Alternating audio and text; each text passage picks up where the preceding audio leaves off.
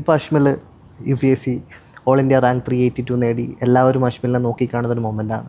So ഈ ഒരു മൊമെൻറ്റിൽ civil service എന്ന് പറയുന്ന ഒരു വലിയ ലക്ഷ്യം മനസ്സിൽ കൊണ്ടു നടക്കുന്നവർക്ക്, അല്ലെങ്കിൽ സിവിൽ സർവീസ് എന്ന സ്വപ്നത്തിലേക്ക് വരാൻ ആഗ്രഹിക്കുന്ന ഫ്രഷേഴ്സിനോട് അഷ്മലിന് എന്താണ് പറയാനുള്ളത്?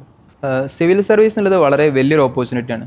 അത് നമ്മൾ കാണുന്ന പോലെ വെറും IAS അതല്ലെങ്കിൽ IFS മാത്രമല്ല, ഡിഫറെൻ്റ് ആയിട്ടുള്ള സർവീസുകളുണ്ട്. IRS ഉണ്ട്, Indian audit and account service ഉണ്ട്.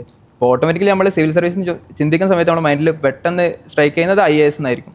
അതാണ് ചില ആളുകൾ ഇപ്പോൾ IFS എടുത്തു കഴിഞ്ഞാലും ചിലപ്പോൾ നാട്ടിൽ പോയിട്ടുണ്ടെങ്കിൽ എന്താ മോനെ IAS ആവുമെന്ന് പിന്നെയും ചോദിക്കാനുള്ള സാധ്യത ഉണ്ട്. കാരണം ആളുകൾക്ക് ഇത്രത്തോളം വൈഡാണ് സിവിൽ സർവീസിൻ്റെ ഓപ്പർച്യൂണിറ്റി എന്നുള്ളത് ചിലപ്പോൾ ആയിട്ടുണ്ടാവില്ല.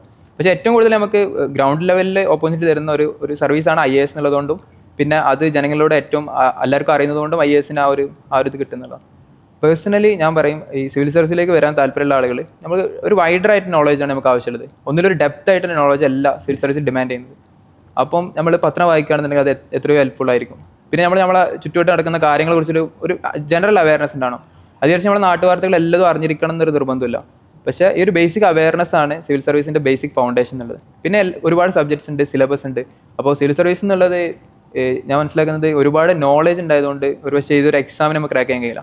അപ്പോൾ നമ്മളിപ്പോൾ സാധാ സ്കൂളിലെ എക്സാം ആണെന്നുണ്ടെങ്കിലും ക്ലാസ്സിൽ ഏറ്റവും കൂടുതൽ ബുദ്ധിയുള്ള ആളായിരിക്കണമെന്നില്ല ക്ലാസ്സിൽ ടോപ്പർ ആവുക. അതേ സാധനം തന്നെ ആയിരിക്കും ഇവിടെയും വർക്ക് ചെയ്യുക. നമ്മൾ എത്രത്തോളം സ്മാർട്ടായിട്ട് നമ്മൾ ആ ഒരു എഫേർട്ട് ഡയറക്റ്റ് ചെയ്യാൻ കഴിയുന്നുണ്ടോ അതിനനുസരിച്ചിട്ടുള്ള പ്രൊപ്പോഷണൽ അതിനായിട്ടുള്ള റിസൾട്ട് എന്തായാലും ഉണ്ടാവും. അപ്പോൾ അതാണ് സിവിൽ സർവീസിൻ്റെ ഏറ്റവും വലിയ മന്ത്രം. അഥവാ നമ്മുടെ എഫേർട്ട്, ഹാർഡ് വർക്ക് എന്നുള്ളത് എപ്പോഴും അതൊരു കൃത്യ ഡയറക്ഷനിലാണെങ്കിൽ അത് സ്മാർട്ട് ആവുള്ളൂ. അല്ലെങ്കിൽ ഹാർഡ് വർക്ക് വെറും അത് ഡയറക്ഷൻലെസ് ആയി പോകുന്നതാണ് യാഥാർത്ഥ്യം.